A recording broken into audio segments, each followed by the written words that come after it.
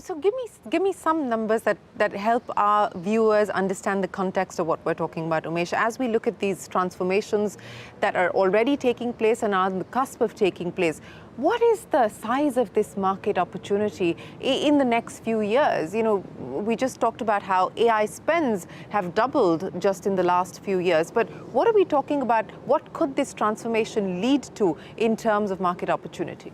Shireen, you remind me a couple of years ago while making investor presentations, yes, I would show the TAM of enterprise software to be about 400 billion. Yeah. More recently, if I make an investor presentation, I'll say the TAM for enterprise AI is 4 trillion. Yep. And the reason is that enterprise AI isn't replacing enterprise SaaS. It's actually going after the manual tasks that we as human workers would have done. Yeah. Now, it's not a zero-sum game from where we sit. Would there be some near-term job displacement? Very likely. But I don't think it's a near-term zero-sum game where it's AI versus humans in the workplace.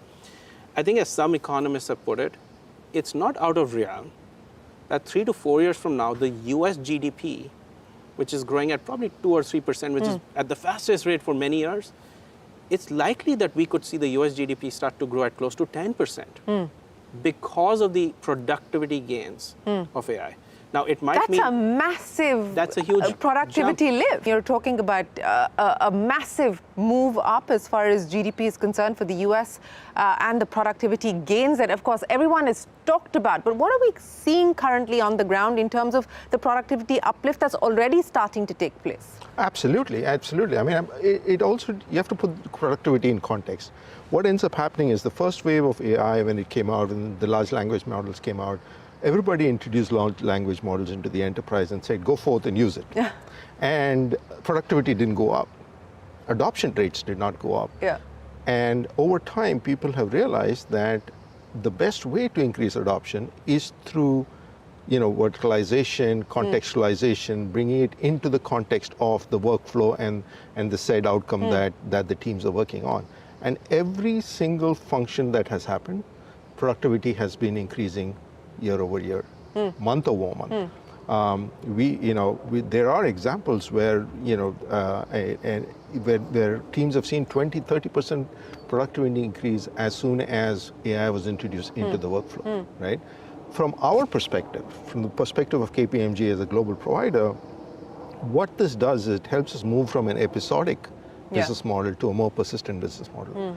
And so we don't think of productivity increase anymore as a single engagement where we're delivering something of value and walking away and proving the ROI. So it's much more life cycle. It's much more life cycle growth. It's a journey mindset.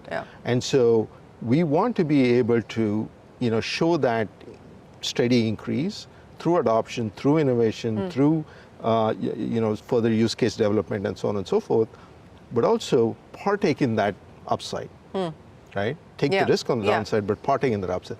That is the move to persistent, and that is where we're seeing we'll see the productivity increase continue. Let's revisit the ARR question then. On track for the $1 billion?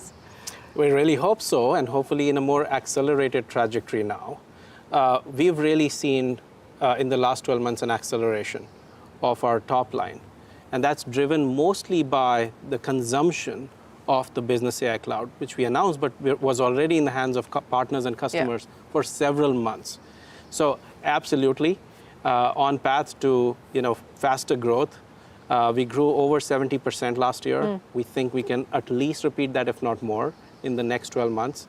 We're really excited by these adoptions, but more importantly, I had a board meeting this morning and I told my board that there's one metric that's even more important than top line growth. Okay.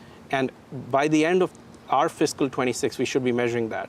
And we've said it's a 5x5 framework. Okay. By the end of fiscal 26, we'd like to have 5 major enterprises and 5 major partners who are either consulting firms or GSIs who will be using Uniphore as their SLM and agentic factory. Okay. And the definition is not 1 or 2 agents running somewhere in the company, but every single week fine-tuning new small language models and creating new AI agents. And the framework, we already have some customers moving in this direction. The framework was given to me by a CIO of a major telco. Okay. He said, Umesh, a lot of people come to me asking for headcount in their teams. And there are many teams I can't say yes to, just budget-wise. Yeah. Those are the teams I'm sending to Uniphore and To saying, get the agents in get place. AI agents to start getting more productive.